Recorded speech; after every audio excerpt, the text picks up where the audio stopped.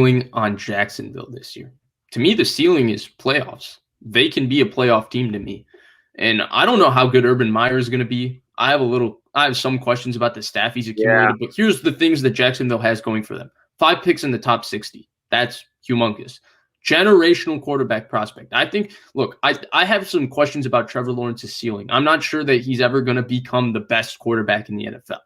I am convinced he's going to be a top 15 quarterback probably from day one. I think he's that good. I think he's that ready. I think he's that polished. I think his arm is that good. I think he's athletically that good. So I'm convinced that he's going to be a top 15 quarterback from day one and probably a top 10 quarterback for the majority of his career. So I think that they can for sure be a playoff team. They have tons of cap room. They have tons of young, talented players they've drafted. And so I think that they can be a playoff team next year. I really do.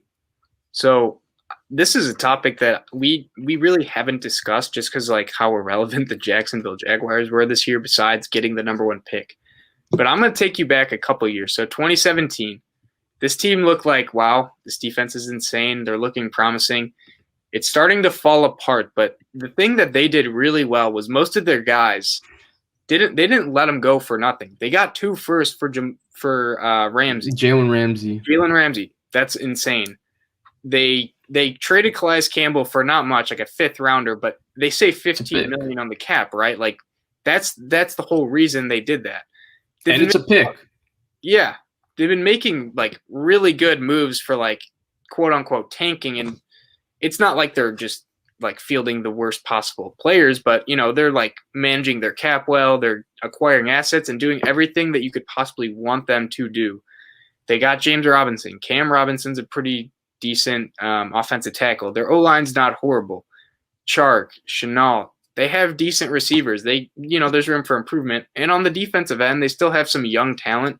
Miles Jack's not bad. I don't know about Josh Allen. Yeah, Josh Allen. The other guy they drafted, I don't know how to pronounce DJ Henderson, Kayvon Chason. Yeah, no, they have a ton of just young talent. And they're only going to keep getting more. They're going to hopefully bring in some veterans is I think their next move. And then, like you did mention, I think the biggest question mark was what were they thinking with that the strengths coach they got? So he was a coach. Yeah. He was the strengths coach at Iowa, and I'm not proud to say it. So I go to Iowa, obviously, and so I've heard about this situation. And basically, they cut him for like enabling racism and just other just being a bad person, basically. And so they hired him, and he resigned within a day due to the backlash. Thankfully, I mean, that's probably the best possible thing. But like one of the things was he would like step on players' fingers while they were like working out or something like that would not work in the NFL. Like that, like you do that in college and that's even like bad to do. Right. Right. But, which I think this actually segues into another great point about Urban Meyer. Urban Meyer has a pretty shady past. He's had some kind of weird things they've receiver coach.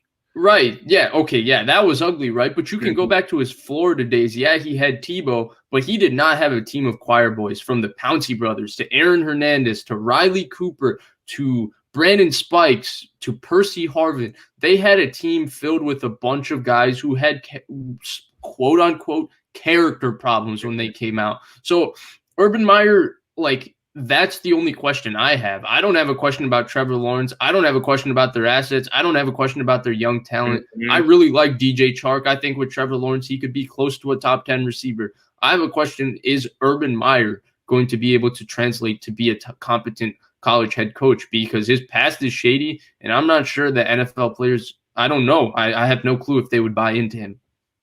Yeah, so the Zach Smith situation that happened a few years ago, he was the receivers coach, and basically there was he was involved with domestic abuse, and apparently Urban Meyer knew somewhat of it, but it was kind of swept under the rug a little bit. So that stuff doesn't work in the NFL, right? These are grown men getting paid millions of dollars. They're not worried about losing a scholarship like the college players are. So it'll be interesting to see how that locker room is. I know they've had issues in the past with Tom Coughlin being there. Leonard Fournette was one of the guys who was really vocal about just his dislike for Tom Coughlin, and other guys said it too. So, man, they're an interesting team for sure. Yeah.